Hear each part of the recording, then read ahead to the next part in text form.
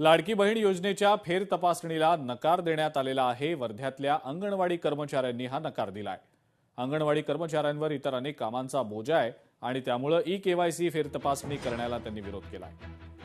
आणि या सगळ्याच संदर्भात अंगणवाडी कर्मचारी आयटक राज्य उपाध्यक्ष दिलीप उटाणे यांच्यासोबत आमचे प्रतिनिधी सचिन पोफळी यांनी संवाद साधलाय। पाहूया। शासनाच्या महत्वाकांक्षी योजना असलेली लाडकी बहीण योजना ही आता मोठ्या गोंधळात सापडलेली दिसत आहे।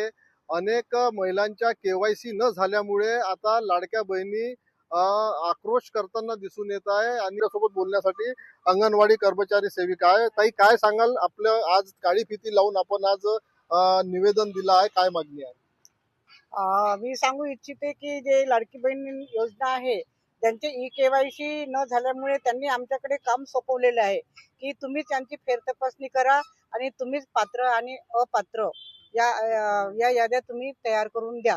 पण आम्ही संतापलो या कामाने, त्याच्यामुळे आम्ही हे पात्र आणि अपात्र यांच्या आम्ही याद्या करून देणार नाही आणि या कामास आम्ही नकार देत आहे। लाडक्या बहीण योजनेमुळे सरकार सत्तेवर आलेली आहे आणि अत्यंत महत्त्वाचा लाडक्या बहिणीचे जे फॉर्म भरण्याचा कार्यक्रम होता किंवा योजनांचा अंमलबजावणी करण्याचा कार्यक्रम होता त्या अंगणवाडी कर्मचाऱ्यांनी केलेला आहे।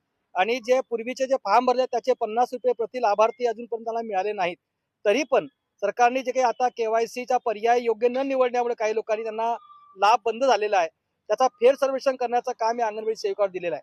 अंगणवाडी केंद्रामध्ये 5 उद्दिष्ट आणि 6 सेवाचं काम, त्याच्या व्यतिरिक्त केंद्र सरकारच्या विविध योजनेचे काम ते करतात आणि म्हणून त्यांना वेळ मिळत नाही।